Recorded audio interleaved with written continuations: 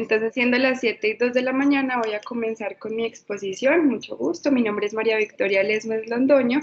Yo soy residente de segundo año de pediatría en la Universidad de Antioquia y hoy les voy a hablar sobre reacciones transfusionales agudas.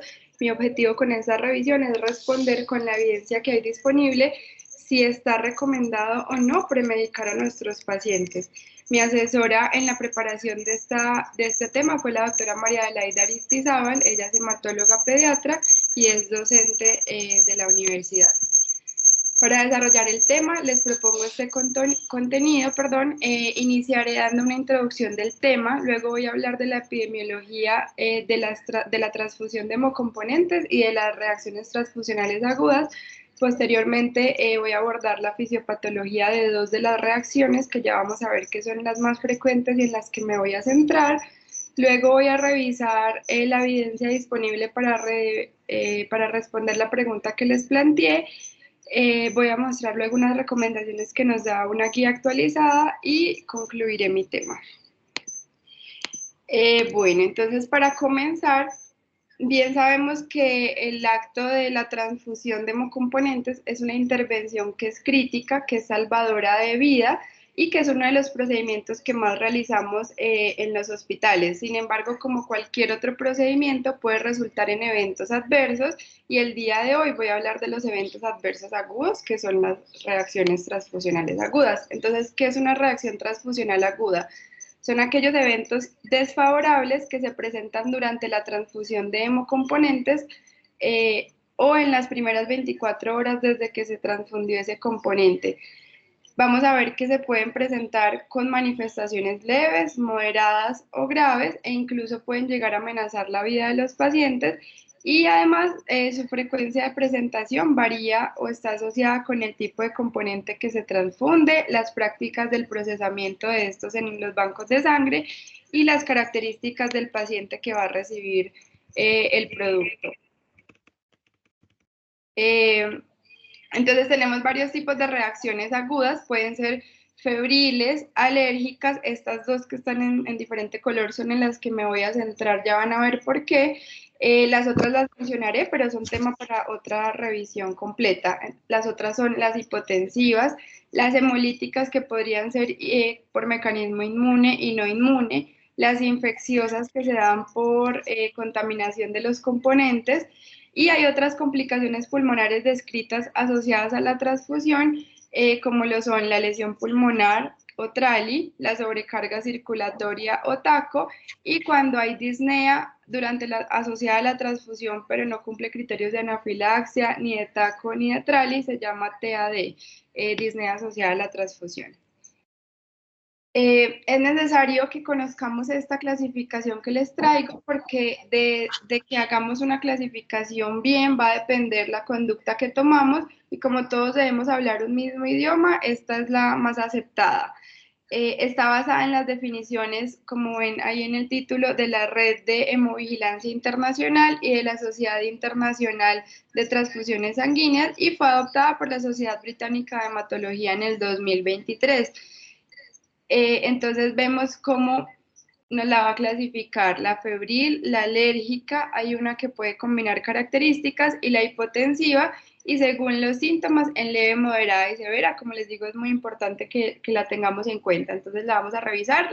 Una reacción febril leve sería aquella en la que el paciente presenta una temperatura mayor o igual a 38 grados centígrados o un aumento de su temperatura con respecto a la temperatura pretransfusional de 1 o 2 grados centígrados. Sería moderada si esa temperatura es mayor o igual a 39 o si el aumento es de más de 2 grados centígrados y puede o no acompañarse de escalofríos u otros síntomas inflamatorios como son mialgias o náuseas. Sería severa si cumple esta misma definición, pero además de todo resulta en una estancia hospitalaria prolongada porque se requirieron estudios o porque se alargó todo por los estudios y las conductas que se tuvieron que tomar, o sea que es un diagnóstico, es una clasificación más retrospectiva en este caso.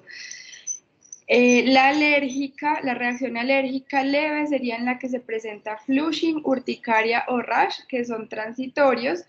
Sería moderada si hay sibilancias o angioedema con o sin estas tres, flushing, urticaria o rash, pero que no haya compromiso respiratorio ni hipotensión asociada. Y sería severa cuando aparece broncoespasmo, estridor, angioedema, o problemas circulatorios que requieran atención urgente y que resultan también en una estancia prolongada o el hecho de que sea anafilaxia, pues ya la hace alérgica severa. Puede haber, como les digo, esa que combina características de alérgica y febril, la vamos a clasificar en la de moderada severa también según la manifestación que traiga y la clasificación la da la manifestación más grave, obviamente. Y la hipotensiva, vemos aquí en la tabla que no hay forma de que sea hipotensión sea leve.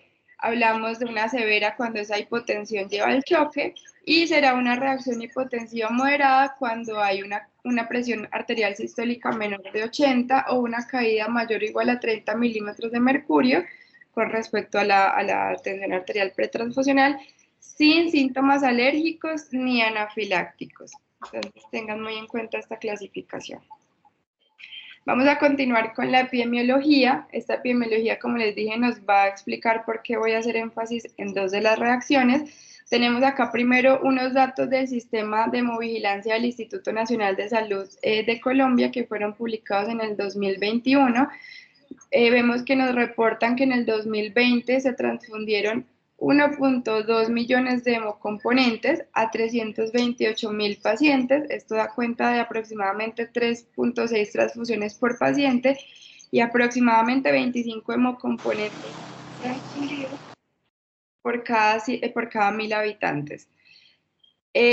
Nos cuentan que los glóbulos rojos fueron el componente más usado en un 57% de los casos, luego el plasma fresco congelado en un 15% y las plaquetas en un 13%. Ellos, con respecto a la reacción transfusional aguda, estos dos renglones que pongo es lo único que me reportan en ese informe. Me dicen que hay 43.8 por cada 10.000 pacientes transfundidos presentaron reacción transfusional aguda y que si comparamos las cifras con el 2019 hubo una disminución de 8.3% de reacciones transfusionales agudas. Pero como esas cifras vemos que no están tan detalladas, les quise traer este reporte de hemovigilancia del Reino Unido. Es uno de los reportes más juiciosos que se hace anualmente y más detallado. Se conoce como SHOT, por sus siglas en inglés de Serious Hazard of Transfusion. Este es el último que hay disponible y fue publicado en el 2022. En esta primera tablita nos muestran el riesgo de reacción transfusional basado en datos recolectados entre 2013 y 2022.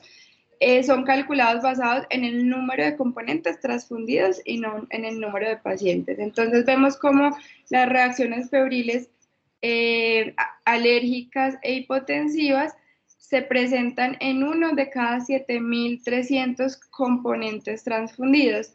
El TACO o la sobrecarga asociada a la transfusión se presenta en uno por cada 19.000 componentes, las reacciones hemolíticas en uno por cada 48.000, las complicaciones pulmonares diferentes a TACO, o sea, el TRALI y el TAD, se presentan en una por cada 93.000 componentes.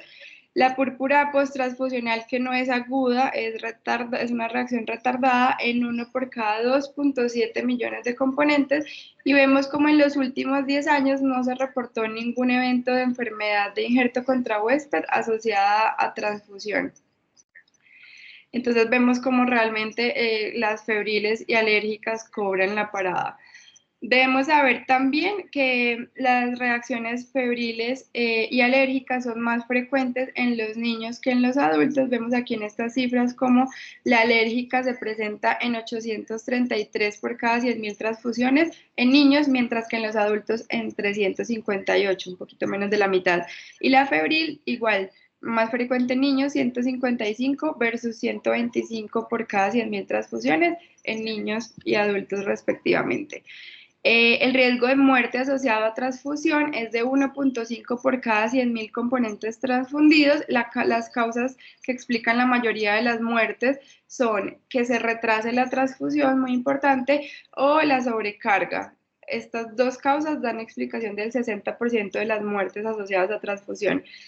Y el riesgo de que con una reacción transfusional aguda se dé un daño serio en el paciente es descrito de 6.4 por cada 100.000 componentes. Aquí esta última gráfica para que veamos el riesgo de reacción según el componente que se transfunde. Esta gráfica nos muestra el número de reacciones por cada 10.000 componentes que se usaron entre 2010 y 2022, y aquí lo que les quiero mostrar simplemente es que a pesar que los glóbulos rojos son el componente que más se transfunde, como ya les mostré, vemos como la transfusión de plaquetas es el componente plaquetario es el principal responsable de la mayoría de reacciones transfusionales agudas. Para hablar un poquito de fisiopatología, entonces hablaré solo de esas, me centraré en alérgica y febril. Entonces, para las reacciones alérgicas, lo que se ha descrito clásicamente es que se dan por una reacción de hipersensibilidad tipo 1 en la que hay anticuerpos IgE del receptor.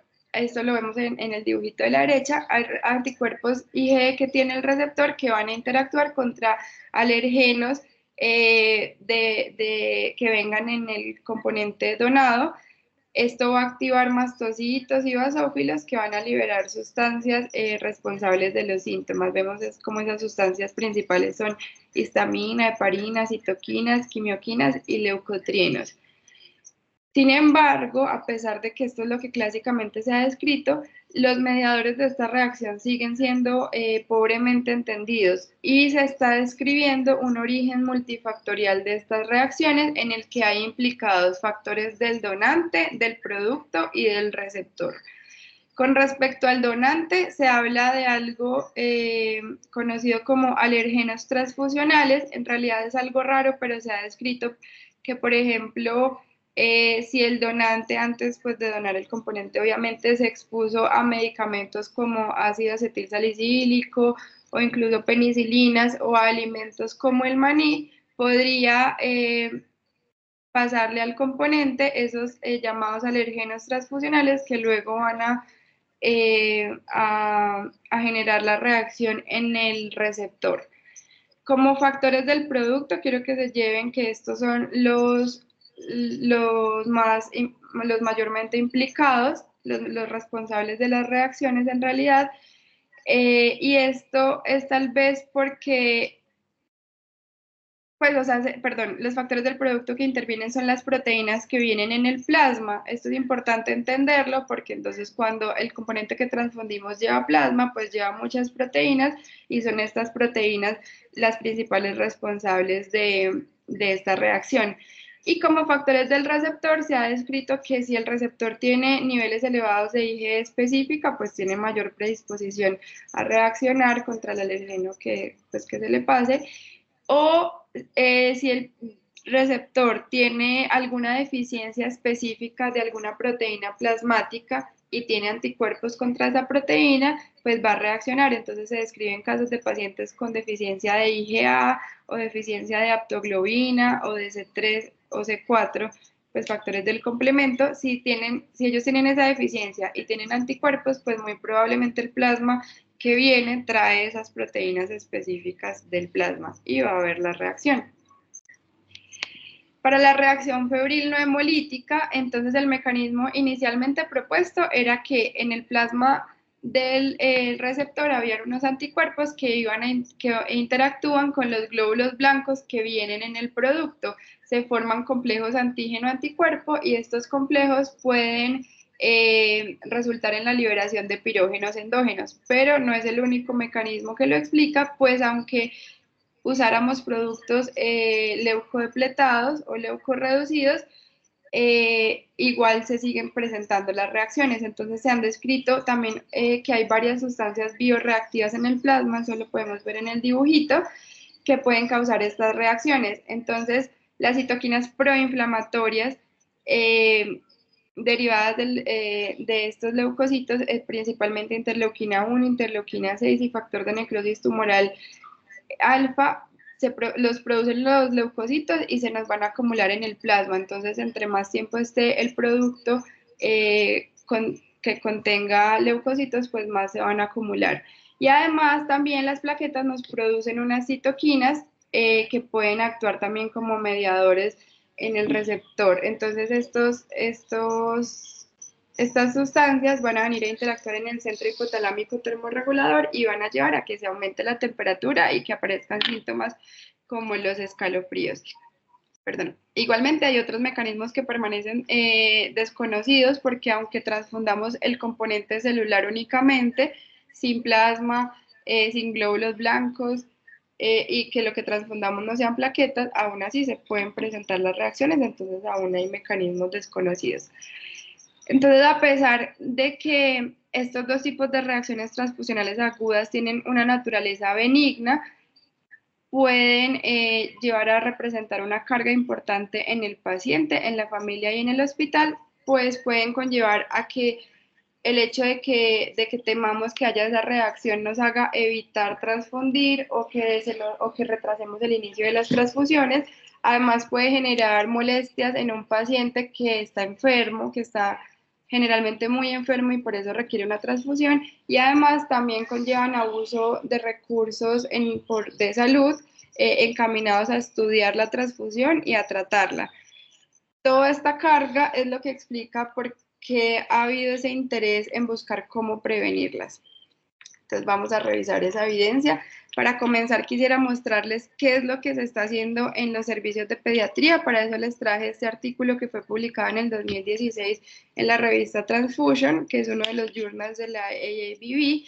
En este artículo describen los resultados de una encuesta que se le aplicó a profesionales de salud de Canadá que se desempeñan en servicios pediátricos, y el objetivo era saber cuáles eran sus prácticas con respecto a la premedicación de las transfusiones.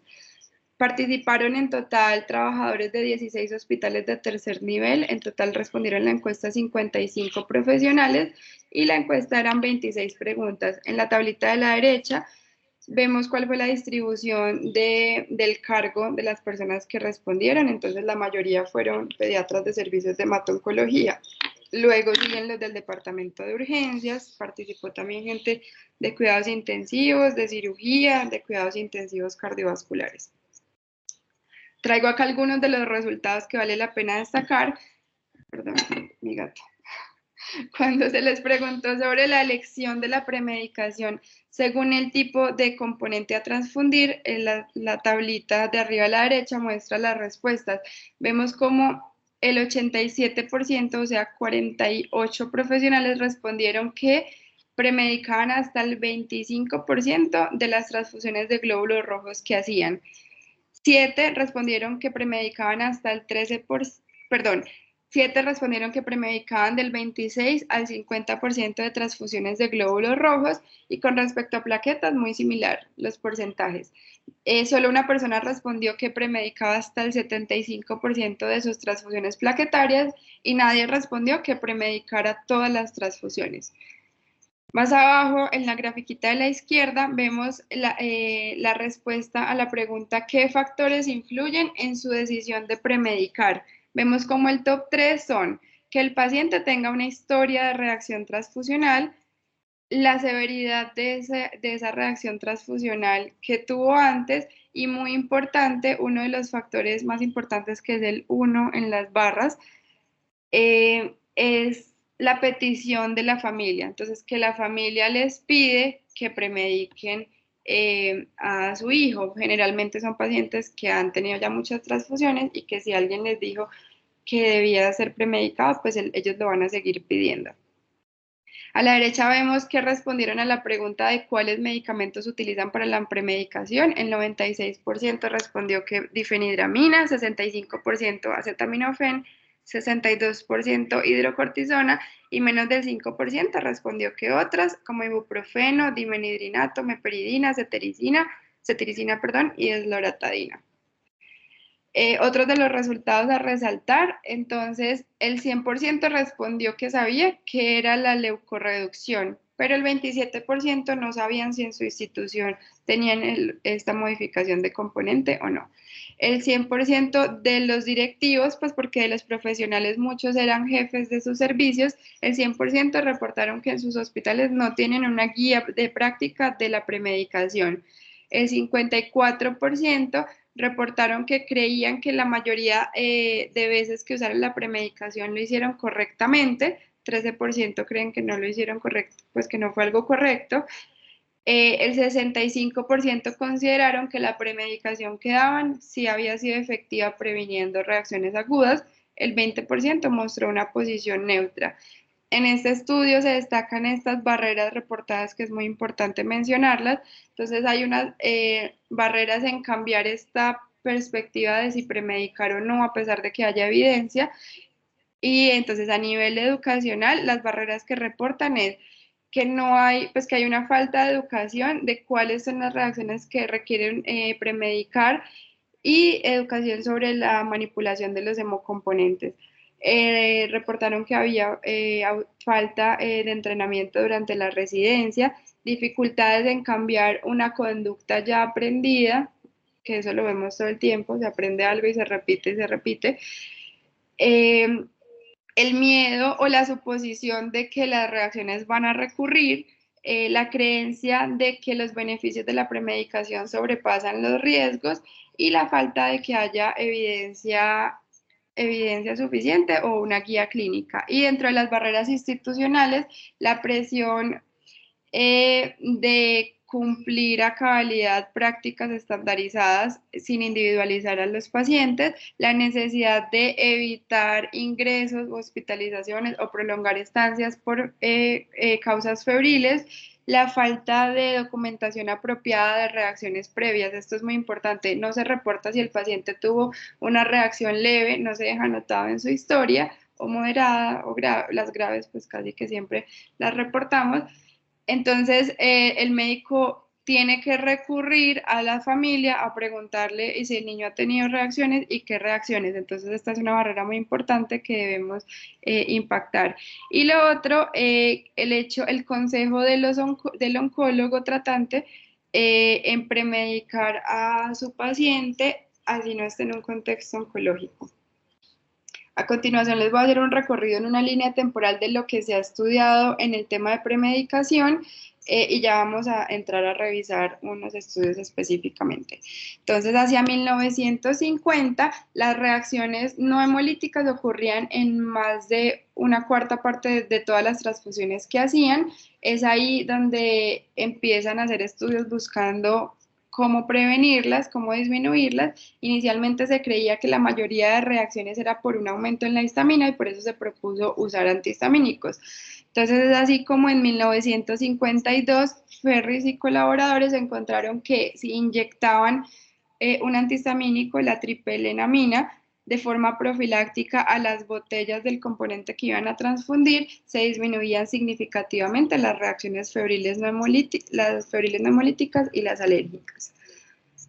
Años más adelante, lo que les pongo en chulito es porque no vamos a profundizar esos estudios, pero estuvieron a favor, la X es de que estuvieron en contra y las estrellitas es porque los veremos más adelante en unas revisiones sistemáticas. Entonces, en 1956, Winter y Taplin quisieron extender esos estudios, entonces ellos demostraban que si le daban al paciente ASA oral y además le inyectaban al componente que iban a transfundir otro antihistamínico, clorporfeniridamina, reducían también las reacciones.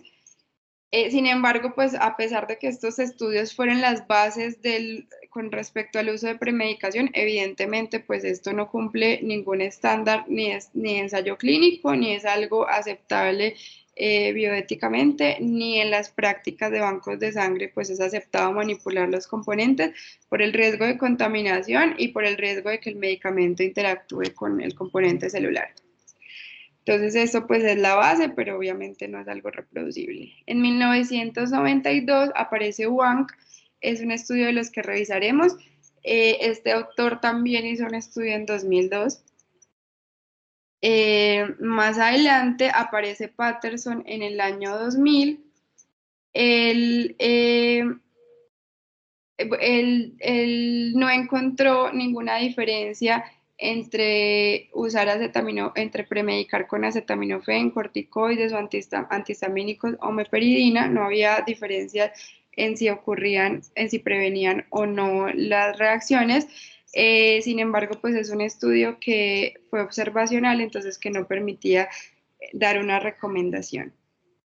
Luego viene en el 2004 Diego, es uno de los que estuvo a favor de que la premedicación era efectiva. Sin embargo, su estudio en realidad fue realizado más para evaluar los costos de premedicar y fue un estudio que es retrospectivo, que no es controlado, que las definiciones de reacción transfusional no estaban bien claras.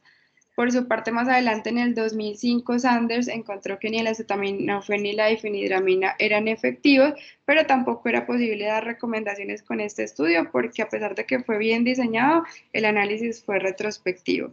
Ese mismo año, a pesar de que vemos que no hay evidencia clara, el manual de la AABB, que es como la máxima autoridad, la Asociación Americana de Bancos de Sangre, sacó una recomendación que decía que el uso de acetaminofén como aproximación profiláctica de las reacciones febriles podría ser aceptado y también que si los pacientes tenían reacciones urticariales recurrentes podían responder adecuadamente a un antihistamínico administrado media hora antes de la transfusión. Luego viene Kennedy en el 2008 con una, perdón, ese sí lo vamos a revisar, luego una revisión sistemática de Cochrane, luego un nuevo estudio en 2018, otra revisión en 2019 para que en 2023 la Sociedad Británica de Hematología dé una recomendación. Entonces, para comenzar con los estudios, Cochrane publicó en el 2010 esta revisión sistemática que buscaba responder cuál es la eficacia y la seguridad de los medicamentos pretransfusionales para prevenir reacciones alérgicas y febriles no hemolíticas. Incluyeron ensayos clínicos aleatorizados que tuvieran todo tipo de paciente con cualquier diagnóstico y que evaluaran el uso de intervenciones únicamente farmacológicas en la prevención de estas reacciones transfusionales. No hubo restricción de fecha ni de idioma para su búsqueda. Como resultado de la búsqueda, se quedaron finalmente con 3 estudios que cumplieron los criterios de inclusión, esto para un total de 462 participantes, excluyeron pues todos los retrospectivos. Por eso, de los que les conté en la línea de tiempo, pues no están en esta revisión. Los 3 estudios que incluyeron variaron en muchas características. Esta es una tabla resumen. Vemos cómo uno fue hecho en China, 2 hechos en población de Estados Unidos. La aleatorización de uno de ellos fue por paciente, de los otros 2 por transfusión. En el primero se incluían pacientes con cualquier diagnóstico, los otros 2 solo pacientes hemato-oncológicos. En el primero se comparó difenhidramina con hidrocortisona, mientras que los otros 2 sí compararon intervención con placebo, acetaminofén más difenhidramina. Eh, el primer estudio incluyó solo personas que tuvieran antecedente de reacción transfusional. El segundo incluía cualquiera y el tercero excluyó a los que habían tenido reacción, entonces solo gente sin historia de reacciones. La medición del efecto del primero fue con OR y de los otros 2 con RR. Los 2 primeros tenían menos de 100 participantes, el último menos de 400. Y con respecto al componente transfundido, el de 1992 no aclaraba qué se transfundía y los otros 2 sí usaron componentes leucodepletados, aféresis plaquetarias y algunos componentes irradiados. Con respecto al riesgo de sesgo, los 3 estudios fueron calificados con riesgo moderado. Esta gráfica resume la calidad metodológica y vemos cómo solo el estudio del 92 tuvo un adecuado reporte de cómo se realizó la aleatorización. Los otros 2 no dieron detalle. Ninguno de los 3 reportó cómo fue asignado el cegamiento. Los 3 fueron doble ciego. Los 2 primeros abordaron los datos que estaban incompletos trataron de buscar con los autores respuesta. Los 3 estuvieron libres de sesgo de selección, pero no fue claro si estaban libres de otros sesgos. Entonces, con respecto a los desenlaces primarios, lo primero que tengo que decirles es que no fue posible en este estudio hacer un metaanálisis porque uno de los 3 estudios, comparaba medicamento contra medicamento, 2 intervenciones, perdón. no hubo grupo control. Y los dos que sí tenían grupo control fueron aleatorizados diferente, uno por transfusión y otro basados en el paciente. Entonces, por eso los resultados están descritos así. Para las reacciones febriles, vemos como ninguno de los dos estudios que compararon acetaminofén y difenidramina con placebo, en ninguno de los dos hubo diferencia significativa en las reacciones febriles entre los dos grupos. A la izquierda está el estudio de Kennedy, a la derecha el de Wang del 2002. El de Kennedy, el de la izquierda, perdón, fue el que aleatorizó por paciente. Entonces vemos como de los 315 participantes, pacientes, pues, hubo 21 reacciones con un RR de 0.52, sí a favor de premedicar, pero con un intervalo de confianza, pues, que nos cruza el 1. A la derecha está el de Wang. A la derecha está el de Wang.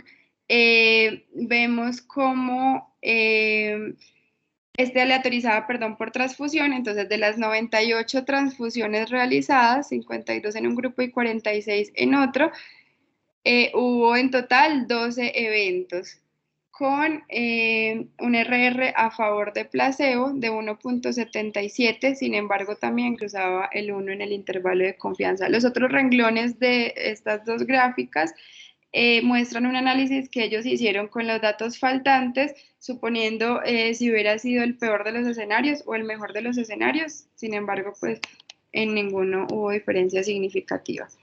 Con respecto al estudio que comparó dos medicamentos para el desenlace de reacciones febriles, reportaron que los que eran tratados con hidrocortisona tenían, no, perdón, era reacción febril. Los que eran tratados con hidrocortisona, pues tenían menos reacciones transfusionales agudas que los que eran tratados con difenidramina. En este caso, pues sí hubo una diferencia significativa, pero pues lo esperábamos a favor de hidrocortisona. Con respecto a las reacciones alérgicas, que es el segundo desenlace, también tenemos que no hubo diferencia significativa en la tasa de reacciones alérgicas en ninguno de los dos estudios. En el de la izquierda, que es el de 2008, de los 315 participantes, hubo 36 eventos. Con un RR a favor de 1.46 a favor del placebo, pero un intervalo de confianza que tampoco nos sirve. Y en el de la derecha vemos cómo estuvo a favor de premedicar con un 0.13, pero el intervalo tampoco nos sirve, no es significativo.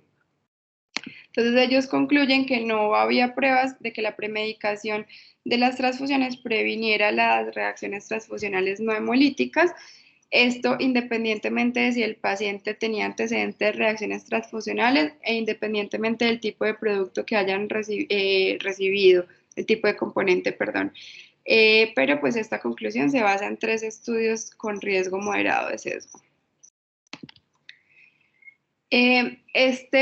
Luego en 2019 se publica esta revisión sistemática que incluye el estudio que faltaba de la línea del tiempo. Esta sí fue con metaanálisis, se publicó también en la revista Transfusion y su objetivo fue examinar el impacto de la premedicación en la prevención de reacciones febriles no hemolíticas y alérgicas en niños y adultos que reciben transfusiones. Ellos realizaron una búsqueda hasta octubre del 2018 sin restricción de idioma e incluyeron ensayos clínicos que tuvieran pacientes con requerimiento transfusional también sin importar su diagnóstico, que evaluaran el uso de premedicación farmacológica sin importar cuál medicamento, por cuál vía, cuál dosis, a cuál frecuencia, comparados con placebo. Entonces excluyeron el estudio ese que no tenía brazo control, y que, pues, que el objetivo fuera prevenir reacciones transfusionales agudas. Para resumir esto, por cuestión de tiempo, entonces incluyeron finalmente 3 estudios, excluyeron el de 1992. De los 3 estudios que incluyeron, fue para un total de 517 pacientes que recibieron 4.444 transfusiones, distribuidas casi por mitades de glóbulos rojos y plaquetas.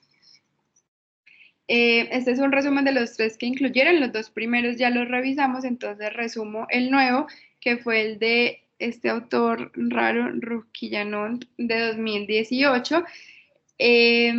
Fue hecho en un único centro en Tailandia, incluyó población entre 1 y 22 años, únicamente con diagnóstico de talasemia, que fueran sometidos únicamente a transfusiones de glóbulos rojos.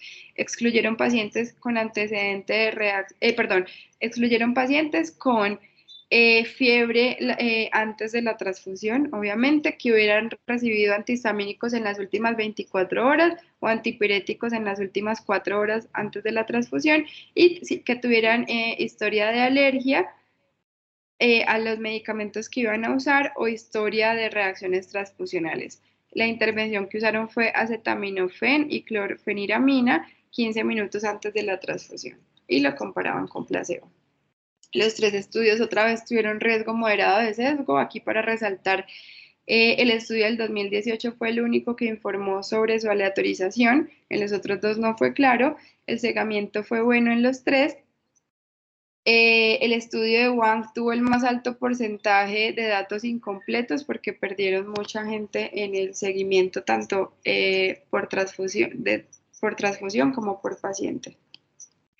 Entonces, en cuanto a los desenlaces, hicieron un análisis por paciente y un análisis por transfusión. Por paciente solo era posible pues, incluir 2 estudios que fueron los que hicieron esta aleatorización, que son el del 2008 y el del 2018. El 2008 es moradito y el 2018 en naranja. Con respecto a las reacciones no hemolíticas, vemos como 41 de 227 pacientes, esta aleatorización es por paciente, en el grupo de premedicación, 41 de 227 presentaron la reacción y 46 de 235 en el grupo control. Esto no me da entonces una diferencia significativa.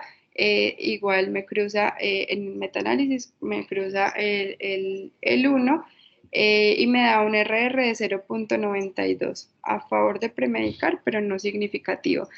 En el desenlace de reacción febril no hemolítica, igual en el grupo de premedicación, 11 tuvieron reacción febril, 11 de 234, y en el grupo control 20 de 228, a favor de la premedicación, con un RR de 0.54, pero también me cruza. Y en las reacciones alérgicas leves, en el grupo de premedicación 29 de 227 pacientes tuvieron estas reacciones, en el grupo control 22 de 235, esto a favor del grupo control me da un RR de 1.37, pero también me cruza el 1. En el análisis por transfusión, los datos fueron muy similares. Para reacción no hemolítica, para reacción febril no hemolítica y para reacción alérgica leve, ninguno me concluye resultados significativos. Hicieron ellos un análisis de la incidencia de reacción transfusional en paciente con historia previa y no observaron tampoco ningún impacto. Para el grupo, el único estudio que me incluía pacientes con antecedente de historia transfusional fue el de Wang, pero cabe mencionar que está subrepresentada esta población. En realidad, solo se aleatorizaron 27 pacientes con historia de transfusión y 4 hicieron reacción y 3 hicieron reacción de cada grupo de premedicación y control. Tampoco me da un resultado significativo. Ellos querían en este metaanálisis ver otros desenlaces más allá que estas 2 reacciones, pero solo un estudio me reportó reacciones caracterizadas por síntomas respiratorios, entonces no se pudo agrupar resultados. Solo un estudio evaluó y reportó reacciones retardadas y ningún estudio me reporta datos de interés también. Otros eventos adversos, muerte, necesidad de prolongar la transfusión, necesidad de detener la transfusión, qué intervenciones usaron para tratar las reacciones o prolongación de la transfusión. Aquí simplemente les quiero mencionar que, pues, volver a decir que la calidad de los resultados para cada desenlace, de los estudios para cada desenlace fueron calidad baja. Entonces, a pesar de que haya tendencia a beneficio de la premedicación, la certeza de la evidencia es calificada como baja porque hay serio riesgo de sesgo y seria inconsistencia. Y pues esta es toda la evidencia que se tiene actualmente. Como conclusiones, la calidad general de la evidencia fue baja. para los desenlaces que hubo resultados y muy bajos para los que no había datos disponibles. Esta revisión y metaanálisis me sugieren entonces que la premedicación no previene reacciones no hemolíticas en niños o adultos que van a ser llevados a transfusión. Pero estos, como ya les dije, estos resultados no deben ser aplicados o sobrepolados a pacientes. Alguien se le perdió el micrófono. A pacientes con antecedente de reacción, pues en realidad en esta muestra fueron subrepresentados. Entonces, si la evidencia no es buena, pero hay una tendencia a premedicar, ¿qué decisión vamos a tomar? Entonces, los invito a respondernos primero esta pregunta: ¿qué implicaciones tiene la premedicación? Entonces, recordemos que cualquier medicamento tiene sus efectos adversos relacionados, y en premedicar de rutina pues no va a ser del todo benigno. Sabemos cómo el acetaminofén puede causar hepatotoxicidad a dosis elevadas, puede además elevar transaminasas, causar lesión hepática si se dan dosis supraterapéuticas repetidas. Además podría enmascararnos fiebre secundaria a una reacción hemolítica, que esta sería grave, o fiebre secundaria a infección. Y la difenhidramina también me puede traer efectos adversos como mareo, boca seca, retención urinaria, además de que con frecuencia se relaciona con alteración de la memoria, de la atención y del rendimiento psicomotor. Esto, sumado a los costos de premedicar, este estudio que les traigo acá pues revisó cuánto costaba la premedicación anualmente en el St. Jude Children's Research Hospital. Como la mayoría de medicamentos se usan parenteral, entonces ellos calcularon que se usaban más o menos, que debían pagar más o menos 800 horas de farmacéutica anualmente, 700 horas de enfermería, y los medicamentos representaban un costo de más o menos $15,000 al año, todo esto para un total de más de $40,000. Entonces, esta revisión me concluye que si no hay buena evidencia de que premedicar sirve, pues si no hay evidencia, perdón, si los medicamentos me pueden traer eventos adversos, estas reacciones se presentan con una baja incidencia en realidad y los costos son tan altos, pues entonces no premedicar no sería una práctica adecuada. Como recomendaciones, entonces en 2023 sale esta guía de la Sociedad Británica de Hematología. Por cuestiones de tiempo, igual yo les quiero hablar aquí solo de la premedicación, pero recuerden, tengan a la mano esta guía, yo al final les dejo la bibliografía, que fue desarrollada para brindarnos una guía en reconocer, estudiar y manejar las reacciones transfusionales agudas. Estos 4 pasos que les pongo son un resumen de toda la guía. Ellos lo que nos dicen es: debemos transfundir siempre con el paciente vigilado en un lugar donde haya entrenamiento, que las personas que monten la transfusión estén entrenadas en esto y que haya gente entrenada en manejar las emergencias. Siempre como evaluación inicial de cualquier reacción, se suspende temporalmente la transfusión sin perder el acceso venoso, y lo primero que se debe hacer siempre es verificar que le esté dando el producto correcto al paciente correcto. Se debe pedir evaluación médica, ahí ellos nos dicen cómo se estudia cada reacción. En realidad las que son febriles y alérgicas leves les doy tratamiento, y si pasan los síntomas no debo avanzar a estudiarlas, pero aquí traigo esta imagen muy chiquitica para que recuerden que en esta guía está este algoritmo que nos va a ayudar mucho. Yo lo que les quiero decir es qué me recomiendan ellos de premedicar en pacientes con historia de reacciones. Entonces, en ausencia, ya vimos que hay ausencia de una evidencia clara, entonces la opción que ellos nos proponen es: si el paciente tiene historia de reacción febril no hemolítica, podría darle acetaminofén 1 hora antes de la transfusión, evaluando el riesgo de darle este medicamento versus su beneficio individual. Y con respecto a si ha tenido historia de alergia, si esa historia de alergia es leve, no, me recomiendan no premedicar. Si ha tenido reacciones moderadas o graves, dar antihistamínico monitoreando al paciente. Y este es como un resumencito que ellos me hacen. Entonces, esta sería pues la dosis del acetaminofén, la dosis no, el momento, 1 hora antes de la transfusión. Y con respecto a la alérgica me dan estos 3 pasos. Entonces, si el paciente ya ha tenido reacciones, trato de darle el componente modificado. Entonces, no unidad estándar de plaquetas, sino aféresis plaquetaria. Si aún así él me hace reacciones, puedo tratar de usar plaquetas suspendidas en unos aditivos especiales. Todo esto lo tiene nuestro banco. Si aún así presenta reacciones, le puedo dar antihistamínico antes de las transfusiones. Y si aún así él presenta transfusiones, busco la próxima transfundir componentes lavados que no tengan plasma. Y pues estamos en una era de productos leucodepletados. En nuestro banco de sangre todos los productos son leucodepletados, que no es lo mismo que leucorreducidos, pero también tenemos la disponibilidad de pedir productos leucorreducidos. Para concluir, les traje, mi conclusión es este estudio. Esto es un estudio descriptivo publicado en enero de este año en el que se hizo un análisis retrospectivo en un hospital de lo que ocurrió, 4 meses antes de implementar un protocolo de premedicación y lo que pasó después de la adherencia del personal 4 meses después de implementarlo.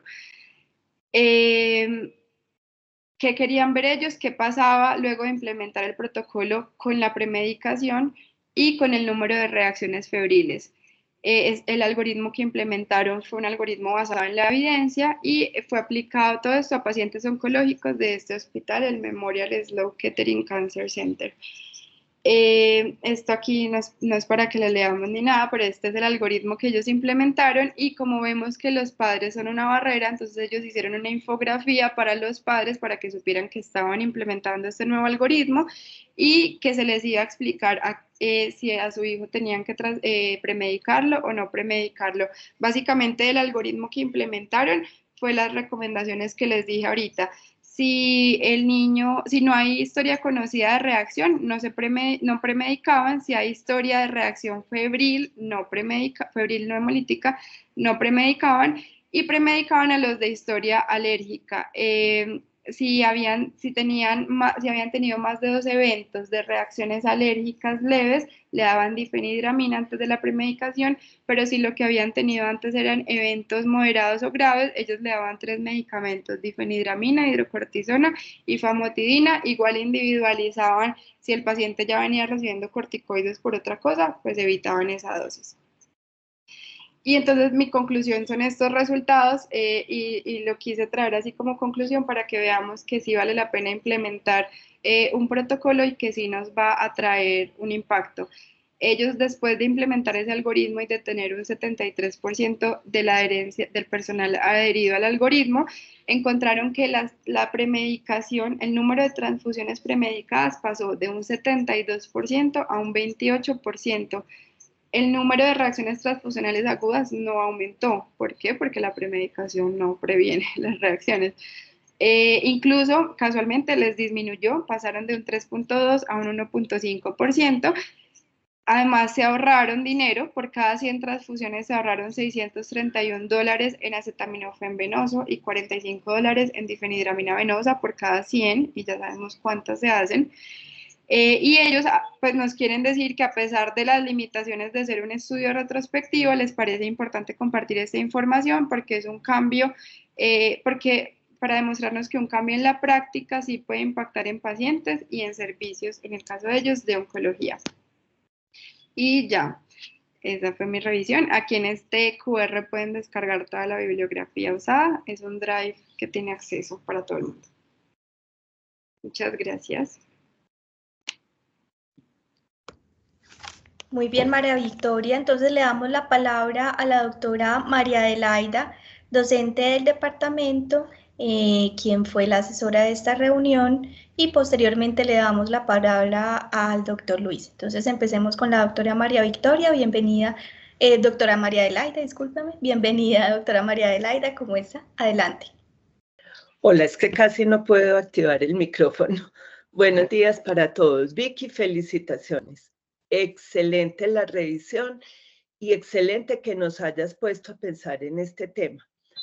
Sobre todo para el servicio de oncología, cuando uno lee las guías, la mayoría de las indicaciones de premedicar son de los oncólogos, porque los pacientes de nosotros son politransfundidos. me parece muy claro que el paciente que tenga reacción previa se debe premedicar. Los que no, no. Los que no tienen historia de reacción no hay por qué premedicarlos.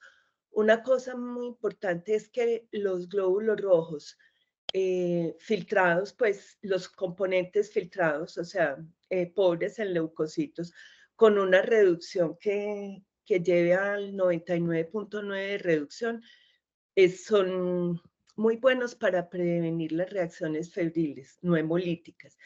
Y es la indicación. Yo veo que en el hospital le piden glóbulos rojos del leucocitados a todos los pacientes. No, la indicación es esa, prevenir reacciones febriles no hemolíticas. Que eso también puede llevar a usar menos premedicación, aunque la transfusión es más cara. Y están indicados, obvio, para los que tengan reacciones graves. Y me parece que nosotros en el servicio debemos trabajar en una guía para hacer un uso racional. Muchas gracias, Vicky, por la revisión. Gracias, profe, por la asesoría. Le agradecemos mucho a la doctora María Adelaida y le damos la palabra al doctor Luis Felipe. Luis Felipe, bienvenido y adelante. Hola, ¿qué más, María Victoria? No, primero felicitarte, una revisión hiper completa, muy bacana, las diapositivas visualmente muy agradables. Yo pienso que la mejor forma de evitar estas reacciones es evitar finalmente la transfusión. Sí. Si nosotros leemos las guías TAXI, que son las guías que nos rigen o nos dirigen pues como la terapia transfusional, los umbrales de transfusión vemos que han bajado bastante. Listo, ahora el paciente inclusive en estado crítico, pero que esté estable desde el punto de vista cardiovascular o respiratorio, la indicación sería pues, transfundir por debajo de 5. Inclusive a los pacientes cardiópatas con fisiología univentricular, o sea, cardiopatías cianosantes en el posoperatorio y que estén estables hemodinámicamente, que antes transfundíamos con hemoglobinas de 12,5 por debajo, ahora nos están poniendo el umbral en 9. Con respecto a la premedicación, de pronto nosotros sí la usamos mucho en pacientes que nosotros no queremos que tengan reacciones febriles por su estado hemodinámico, digamos, o pacientes muy lábiles desde el punto de vista respiratorio, cardiovascular, que un evento febril aumentaría el consumo de oxígeno, o pacientes que tengan estatus convulsivos o lesiones neurológicas muy severas y que los vayamos a transfundir eventualmente. A veces esas reacciones febriles les impacta el consumo de oxígeno neurológico. Entonces, en esos pacientes a veces transfundimos muchas veces de forma rutinaria. Eso era pues como lo que tenía para comentar y nuevamente felicitarte, Victoria. Doctor, muchas gracias. Aquí les puse para que tomen pantallazo de lo que está hablando el doctor, es esta revisión. Bueno, muchas gracias al doctor Luis Felipe y le damos la palabra al doctor Juan Camilo Villada. Doctor Juan Camilo, bienvenido y adelante. Buenos días a todos, ¿me escuchan? Sí. Bueno, felicitaciones, desafortunadamente no pude entrar a toda la charla, pero estuve en la última parte. Yo creo que iba a decir algo parecido al doctor Luis Felipe, o sea, en realidad sí utilizamos un poco más la estrategia de glóbulos rojos filtrados, porque también pues, la mayoría de pacientes, por ejemplo, hemato-oncológicos, tampoco queremos que hagan fiebre durante una transfusión. La mayoría van a estar neutropénicos, no vamos a saber si es un episodio febril derivado de la transfusión o es una bacteriemia. La mayoría de pacientes que a veces transfundimos con incompatibilidad, con algunas cruces de incompatibilidad en el contexto de una anemia hemolítica, pues definitivamente también tenemos varias estrategias que sirven para hacer una transfusión más segura. Yo creo que también a medida que los bancos de sangre se van desarrollando, van seleccionando mejor sus unidades de glóbulos rojos y en especial van sabiendo que pues entre más segura sea una transfusión y más compatible sea, pues eso va a generar más seguridad para el paciente. Yo creo que la conducta transfusional restrictiva, pues como para hacer eco a lo que han dicho los compañeros, es la mejor estrategia transfusional. Y siempre les digo que hacer una transfusión, hacer una orden de una transfusión uno se demora 2 minutos. Pero yo creo que es mejor tomarse 10 o 15 y pensar si verdaderamente el paciente requiere la transfusión. Definitivamente algunos metaanálisis, algunos estudios que han hecho observacionales con cohortes en diferentes unidades de cuidado intensivo pediátrico y neonatal, pues han mostrado que ese famoso número 7, que un montón que terapias transfusionales incluso restrictivas no han impactado en la mortalidad en estos pacientes. Y definitivamente hay poblaciones de riesgo para complicaciones muy altas de terapia transfusional y tenemos que ser muy cuidadosos en transfundir a estos pacientes. Es la tranquilidad de quién, la tranquilidad del médico, la tranquilidad de la mamá, pues verdaderamente lo que el paciente necesita. Siempre debemos preguntarnos eso al momento pues, de ordenar una transfusión. Muy buena revisión en la parte que alcancé a estar y bueno, y me compartes por favor la bibliografía. Claro que sí, profe.